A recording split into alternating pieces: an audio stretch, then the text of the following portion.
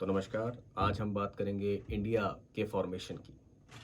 मतलब आज जो केंद्र शासित प्रदेश और राज्य दिखाई देते हैं वो कैसे फॉर्म हुए, कैसे बने।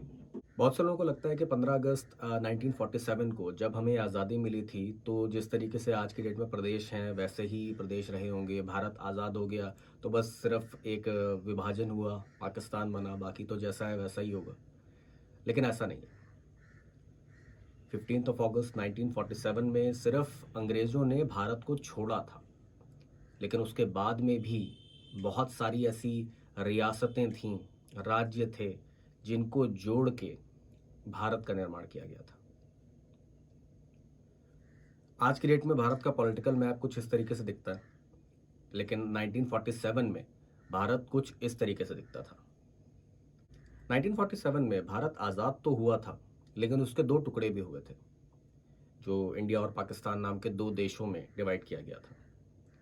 जो ये डिवाइड किया गया था इसको ब्रिटिश गवर्नमेंट और मुस्लिम लीग का मानना ये था कि जहाँ भी जिस भी हिस्से में मुस्लिम पॉपुलेशन ज़्यादा है वो पाकिस्तान को मिलना चाहिए, बाकी का हिस्सा इंडिया को मिलना चाहिए। इसी को देखते हुए माउंटबेटन प्लान बनाया गया था 1947 वाला, इंडिया और पाकिस्तान के फॉर्मेशन के लिए। अंग्रेजों ने जो बंटवारा किया था उससे 14 अगस्त 1947 को पाकिस्तान को आज़ाद घोषित कर दिया गया था और उसके नेक्स्ट डे 15 अगस्त 1947 को भारत को आज़ाद देश घोषित कर दिया गया था। लेकिन दोनों ही देशों को अलग करने वाली जो बाउंड्री थी कि हाँ एक पाकिस्तान देश है, एक इंडिया देश है, लेकिन उनकी बाउंड्रीज क्या हैं ये 17 अगस्त 1947 को डिक्लेयर की गई थी, जिसको रेड क्लिफ लाइन कहा जाता है। भारत की आज़ादी के समय भारत में कई सारी रियासतें थीं जिनके मालिक उनके राजा थे। इन प्रिंसली स्टेट्स को अगर आप मैप पे देखेंगे, इन्हें गहरे हरे रंग से दिखाया गया है। इनको तीन ऑप्शन दिए गए थे। पहला, आप भारत में जुड़ जाइए। दूसरा, पाकिस्तान से जुड़ जाइए। या फिर तीसरा, अपने आप को एक आज़ाद स्टेट घोषित कर दीजिए। इन सभी रियासतों को भारत में जोड़ने का जिम्मा दिया जाता है सरदार वल्लभ भाई पटेल को, जिसमें इनका साथ देते हैं वीपी मेनन। ये जितने भी प्रिंसली स्टेट्स थे इनको भारत में जोड़ने के लिए सरदार वल्लभ भाई Patel carrot and stick approach को अपनाते हैं। कैरेट एंड स्टिक अप्रोच का मतलब होता है कि पहले आप सामने वाले को प्रलोभन दीजिए, कोई ऐसी चीजें बोलिए कि हाँ आपको ये चीजें ऑफर की जा रही हैं और सामने वाला उन फायदों को देखते हुए आपकी बात मान जाए। लेकिन अगर सारे फायदे और अच्छी चीजें बताने के बाद में भी वो नहीं मानता है, तब आती है स्टिक वाली अप्रोच कि आपको डरा के या फिर आपको किसी चीज का डर दिखा के अपनी बात मनवाई जाए। सरदार पटेल जी ने भी यही किया था। पहले तो वो सारे ही रियासत के महाराजाओं को ये चीज समझाते थे कि भारत में जुड़ने का उनका क्या फायदा है। जैसे कि भारत एक बड़ा देश है, उनको उसके साथ में अगर वो जुड़ते हैं तो उनको सुरक्षा मिलेगी, सहायता मिलेगी। उन्होंने कई सारी और भी सुविधाएं बोली थी, जैसे जिनमें से एक था प्रिवी पर्स। प्रिवी पर्स जो था वो एक तरीके का रॉयल्टी प्लान था कि जो अगर आप अपनी रियासत हमारे भारत में जोड़ देते हैं तो भारत सरकार की तरफ से आपको एक मुआवजा टाइप का दिया जाएगा, रॉयल्टी टाइप की दी जाएगी, जो प्रिंसली स्टेट के ओनर थे। बाई एनी चांस अगर कोई राजा या रियासत इन चीज़ों को नहीं मानती कि नहीं भाई सारी सुविधाएं हैं लेकिन हम तो इंडिया में नहीं जुड़ेंगे, तो उन्हें ये चीज़ समझाई जाती है कल की डेट में अगर कोई भी प्रॉब्लम होती है, कुछ होती है, भारतीय आर्मी भी एक्शन कर सकती है और फिर आपके देश पे कब्जा भी हो सकता है। उस समय ये जो फायदे आपको बताए जा रहे हैं तब शायद आपको वो सब ना मिले। आज़ादी के समय भारत में 565 प्रिंसली स्टेट्स थे। इनमें से 549 क्लियरली भारत में जुड़ना चाहते थे और 13 पाकिस्तान में। ये जितने भी 549 स्टेट्स थे इन्होंने इंस्ट्रूमेंट ऑफ एक्सेशन भारत के साथ आज़ादी के बाद में आराम से साइन कर लिया था और वो भारत का हिस्सा बन गए थे। बाकी जो पाकिस्तान के साथ जाना चाहते थे वो चले गए थे। लेकिन तीन स्टेट्स ऐसे थे जिनका भारत से जुड़ना बहुत ज़रूरी था, क्योंकि वो आज का जो आप भारत देख रहे हैं उसके बीच में कहीं पड़ते थे या फिर उससे जुड़े हुए पड़ते थे, और जिनको जोड़ना सरदार वल्लभ भाई पटेल के लिए बहुत ज़रूरी था। इसमें से पहला आता है जूनागढ़, दूसरा था हैदराबाद और तीसरा जम्मू एंड कश्मीर। अब ये समझते हैं कि इन तीनों में दिक्कत क्या थी। बात ये थी कि जूनागढ़ जो था उसके निज़ाम एक मुस्लिम थे, लेकिन उनकी मेजॉरिटी ऑफ पॉपुलेशन हिंदू थी। तो जो निज़ाम थे वो ये चाहते थे कि जूनागढ़ पाकिस्तान में जुड़ जाए, लेकिन जनता चाहती थी कि भारत में जुड़े। इसका हल निकालने के लिए सरदार वल्लभ भाई पटेल एक रास्ता निकालते हैं और जूनागढ़ में रेफरेंडम कराया जाता है। रेफरेंडम में एक वोटिंग की तरीके से होता है, जिसमें जनता ये डिसाइड करती है कि वो किस तरफ जाना चाहती है। इसमें ये डिसाइड होता है कि जूनागढ़ की जनता भारत में विलय चाहती है, और इसके बाद में निज़ाम को भी वो इंस्ट्रूमेंट ऑफ एक्सेशन साइन करना होता है और जूनागढ़ भारत का हिस्सा बन जाता है। सेकंड नंबर आता है हैदराबाद का। हैदराबाद के जो निज़ाम थे वो हैदराबाद को एक आज़ाद स्टेट घोषित करना चाहते थे, लेकिन हैदराबाद की अगर लोकेशन की बात की जाए तो वो इंडिया के बिल्कुल बीच में पड़ता है। उसका अगर भारत में विलय नहीं होगा तो ये भारत के लिए भी प्रॉब्लम थी। उस समय जो पार्टीशन के समय दंगे हुए थे, इनकी आग भी हैदराबाद तक पहुंचती है, और जब दंगे फसाद होने शुरू होते हैं तो निज़ाम जो हैदराबाद के थे उनकी बस की ये बात नहीं रहती कि वो इस चीज़ को संभाल सकें। तो पहले तो वो आज़ाद रहना चाहते थे, लेकिन इन सब दंगों के चलते वो भारत सरकार से मदद मांगते हैं, और सरदार वल्लभ भाई पटेल ऑपरेशन पोलो लॉन्च करते हैं। इंडियन आर्मी हैदराबाद में पहुंचती है, वहां पे शांति स्थापित करती है, और उसके बाद हैदराबाद को भी भारत का हिस्सा बनाया जाता है। अगला नंबर आता है जम्मू एंड कश्मीर का। यहाँ पे स्थिति थोड़ी सी अलग थी, क्योंकि ये स्टेट जो था इसका खुद का अपना एक लेजिस्लेशन था। ये वहां के लोगों को बहुत सारे अधिकार और प्रोटेक्शन ऑलरेडी देता ही था। वहां की स्थिति जो थी वो जूनागढ़ से उल्टी थी और लगभग लगभग हैदराबाद के जैसी थी, क्योंकि वहां के राजा एक हिंदू थे और मेजॉरिटी पॉपुलेशन मुस्लिम थी। लेकिन वहां के जो राजा थे वो जम्मू एंड कश्मीर को एक आज़ाद स्टेट ही रखना चाहते थे। बिकॉज वो उसको आज़ाद स्टेट रखना चाहते थे तो बातचीतों का ही दौर चल रहा था, वो भारत में उसका विलय अभी तक हुआ नहीं था। इसी बीच में अक्टूबर 1947 में पाकिस्तान की जो आर्मी होती है वो कश्मीर में घुस जाती है और कई इलाकों पे कब्जा करना शुरू कर देती है। तब वहां के राजा हरि सिंह भारत सरकार से मदद मांगते हैं, और भारत सरकार उनसे सिर्फ एक क्वेश्चन पूछते हैं कि भाई हम आपसी इबादत कैसे कर सकते हैं। आप अगर आज़ाद स्टेट बने रहेंगे तो फिर आप पे कोई हमला करेगा, आपको खुद ही रक्षा करनी पड़ेगी। अगर आप भारत का हिस्सा हो तब तो भारत की आर्मी जाके उनकी आपको मदद कर सकती है। इसी वजह से 26 ऑफ अक्टूबर 1947 में राजा हरि सिंह भी इंस्ट्रूमेंट ऑफ एक्सेशन साइन कर लेते हैं और जम्मू एंड कश्मीर भारत का हिस्सा बन जाता है। इसके बाद ऑब्वियसली भारतीय सेना पाकिस्तान के साथ में लड़ती है और फिर कश्मीर भारत का ही रहता है। उसके बाद की लड़ाइयों की कहानी कभी और। लेकिन अभी भी भारत का एक ऐसा हिस्सा था जो आज़ाद ही नहीं हुआ था। ये वो हिस्सा था जिसके बिना शायद आज की डेट में छुट्टियां भी ना मनाई जा सकें। मैं बात कर रहा हूं गोवा की। भारत 15 ऑफ अगस्त 1947 में आज़ाद हो गया था, लेकिन गोवा आज़ाद नहीं हुआ था। इसका रीज़न ये था कि भारत को आज़ादी जो मिली थी 15 ऑफ अगस्त 1947 में, वो मिली थी अंग्रेजों के शासन से।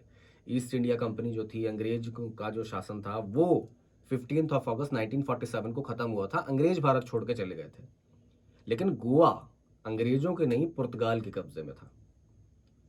इसीलिए भारत को अंग्रेजों से आज़ादी मिलने के बाद में भी गोवा गुलाम ही रहा था। सिर्फ गोवा ही नहीं, दमन एंड दीव और दादरा एंड नगर हवेली भी उस समय पुर्तगाल के कब्जे में ही थे।